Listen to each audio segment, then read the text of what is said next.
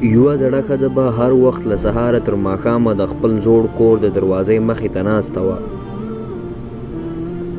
یو وخت ورته یو څوک چې هره ورځ به په دې لاره تېرېده متوجه شو. نو له ورځو څخه یوه ورځ چې په همدې لاره تېرېده بیا یې په زړې ښځې سترګې ولګېدې چې وچې شونډې، چاودلې پښې او زړې جامې په تن د خپل زوړ کور مخې ته ناسته وه.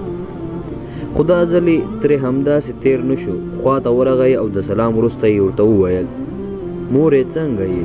زړې ښځې لاس د سترګو له پاسه ونیو او په زیر زیر یې لاروي ته وکتل او ویې ویل: ښه یمه زویه، مورې داسې معلومیږي لکه چې نور څوک نه لرې.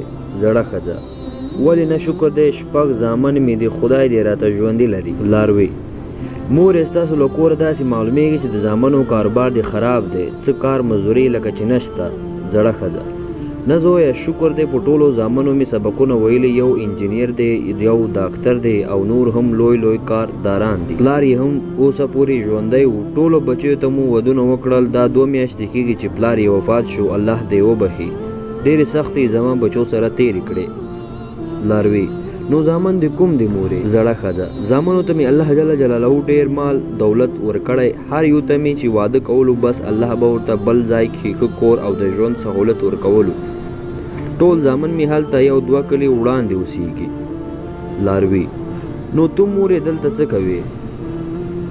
زړه ښځه: په دې لاره مې هر سهار زامن تېرېږي، صرف د هغو لیدلو لپاره کښېنم، خو اوس مې سترګې ضعیفه شوې او په موټر کې ناست زامن سم نشم لیدی. هیله کوم ملګرو که مو ویډیو تر آخره کتلی وي نو له نورو ملګرو سره هم شریکه کړئ او زموږ د یوټیوب چینل هم سبسکرایب کړئ.